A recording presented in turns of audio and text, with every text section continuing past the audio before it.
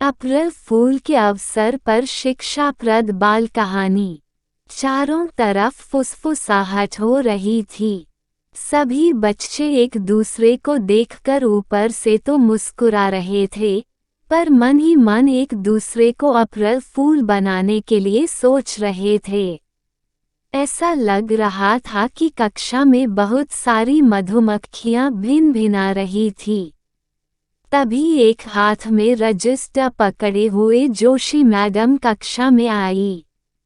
उनके आते ही कक्षा में सन्नाटा छा गया। रोहित धीरे से बोला, मजा तो तब है जब हम मैडम को अप्रैल फूल बनाए। उसकी बात सुनते ही घबराहट के मारे अमोल को ठसका लग गया और वह जोरों से खांसने लगा। जोशी मैडम का ध्यान अमोल की ओर गया और वह तुरंत अमोल के पास चली गई। जल्दी से पानी की बोतल दो, उन्होंने रोहित से कहा और अमोल की पीठ पर हाथ फेरने लगी। रोहित ने बोतल का ढक्कन खोलकर अमोल को बोतल पकड़ा दी। 3-4 घूंट पानी पीकर अमोल ने चैन की सांस ली। क्या हो गया था अचानक? जोशी मैडम ने पूछा। अमोल कुछ कहता इससे पहले ही पीछे की सीट से मीना की आवाज आई, रोहित और अमोल आपको अप्रैल फूल बनाने की बात कर रहे थे। जोशी मैडम मीना की बात सुनकर हंस दी और वहां से चल दी। और अमोल ने गुस्से से मीना की ओर देखा, पर उसे कोई फर्क नहीं पड़ा और वह उन्हें देखकर मुंह चिढ़ाने लगी। उधर जोशी मैडम बच्चों को पढ़ा तो रही थी, पर उनका ध्यान अप्रैल फूल वाली बात पर ही लगा था। स्कूल की छुट्टी होने के बाद जब जोशी मैडम स्कूल से निकल रही थी तो अमोल उनके पास आकर बोला, मैडम, रोहित ने मजाक किया था। हम सब बच्चे आपस में एक दूसरे को अप्रैल फूल बनाने की बात कर रहे थे। मैडम ने अमोल को गौर से देखा। अमोल का चेहरा धूप में दौड़ने के कारण लाल हो रहा था और वह बार बार स्कूल के गेट की तरफ देख रहा था। वो तो रोहित है ना? मैडम ने अपना चश्मा पहनते हुए कहा। हाँ, वो आपका और उसका घर अगल बगल में है ना, इसलिए वह बहुत डर रहा है कि कहीं आप उसकी शिकायत उसके पापा से ना कर दे। अरे, वो बात तो मैं भूल ही गई हूँ, कहते हुए जोशी मैडम हंस दी। यह सुनकर अमोल का चेहरा खिल उठा और वह भागते हुए रोहित के पास जा पहुंचा। पर जोशी मैडम को अब पूरा भरोसा हो गया था कि रोहित उन्हें अप्रैल फूल जरूर बनाएगा, इसलिए उन्होंने सोच लिया कि वह अगले 3 दिन तक रोहित की किसी बात पर भी भरोसा नहीं करेगी। अगले दिन स्कूल में जब रोहित ने उन्हें देखकर नमस्ते किया तो उन्होंने उसे नज़रअंदाज कर दिया और स्टाफ रूम की तरफ चली गई। 2 दिन और बीत गए और 1 अप्रैल आ गया।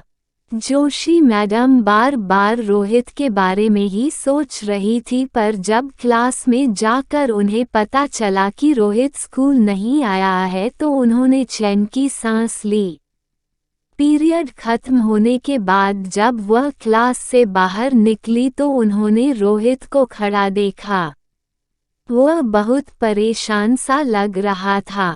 क्या हो गया? मैडम ने मुस्कुराते हुए पूछा। मैडम, मुझे कल रात से बहुत तेज बुखार है, इसलिए आज मैं स्कूल भी नहीं आया। पर आपके पापा आए हुए हैं और उन्होंने मुझे आपसे घर की चाबी लाने के लिए भेजा है। जोशी मैडम सब समझ गई और मुस्कुराते हुए बोली, तो तुम्हारे पापा क्यों नहीं आए? वह तो ऑफिस गए हुए हैं, रोहित ने दरवाज़ा पकड़ते हुए कहा।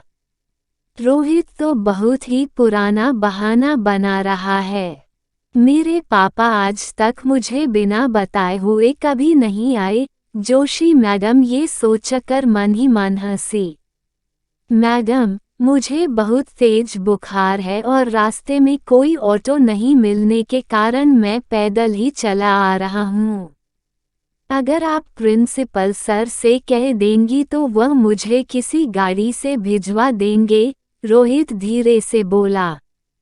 जोशी मैडम का पारा 7वें आसमान पर जा पहुंचा।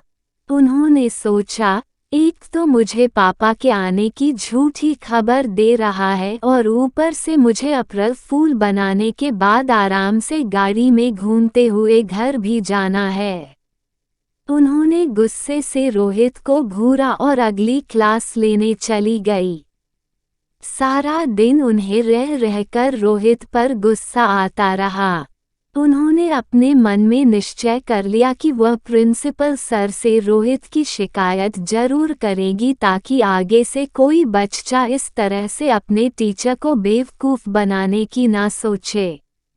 स्कूल खत्म होने के बाद भी उनका गुस्सा खत्म नहीं हो रहा था। इसलिए अपने घर के बजाय वह सीधे रोहित के घर जा पहुंची। 3-4 घंटी बजने के बाद भी जब दरवाज़ा नहीं खुला तो वह समझ गई कि रोहित उनके डर से दरवाज़ा नहीं खोल रहा है। उनका चेहरा गुस्से से तमतमा गया। वह वापस जाने को जैसे ही मुड़ी, उन्हें दरवाज़ा खुलने की आवाज़ आई। वह तुरंत पलटी पर दरवाजे का दृश्य देखकर वह सन रह गई। सामने ही उनके पापा खड़े हुए थे। पापा, आप? जोशी मैडम ने आश्चर्य से कहा। कल से तुम्हारा फ़ोन लगा रहा हूँ पर तुम उठा ही नहीं रही। जोशी मैडम ने हड़बड़ाकर अपना मोबाइल पर्स से निकाला तो उसमें बहुत सारी मिस्ड कॉल पड़ी हुई थी। अप्रैल फूल के चक्कर में वह इतना परेशान हो गई थी कि मोबाइल साइलेंट मोड पर रखकर भूल गई थी। जोशी मैडम सकपकाते हुए बोली, तो क्या रोहित को आपने भेजा था? हाँ, पर मुझे पता नहीं था कि उसको बुखार है। बेचारा 1 किलोमीटर पैदल चलकर गया था तुम्हें बुलाने के लिए और जब तुम स्कूल में नहीं मिली तो फिर 1 किलोमीटर पैदल चलकर वापस आया। पापा दुखी होते हुए बोले। जोशी मैडम की आंखें भर आई। उनके मान सम्मान पर आंच न आए इसलिए रोहित ने ये तक नहीं बताया कि वह स्कूल में उनसे मिला था। जोशी मैडम ने आंसू पोंछते हुए पूछा, रोहित कहाँ है? वह उस कमरे में आराम कर रहा है, पापा ने एक कमरे की ओर इशारा करते हुए कहा। जोशी मैडम कमरे की ओर बढ़ी।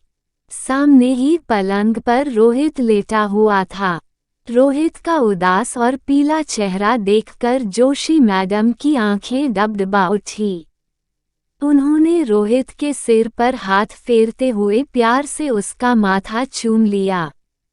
रोहित मुस्कुराते हुए धीरे से बोला, अप्रैल फूल तो रह ही गया, अगले साल जरूर बनाना। कहते हुए जोशी मैडम रोहित का हाथ पकड़कर रो पड़ी। दोस्तों, कहानी पसंद आई हो तो वीडियो को लाइक, शेयर एंड चैनल को सब्सक्राइब करें। जय हिंद, जय भारत।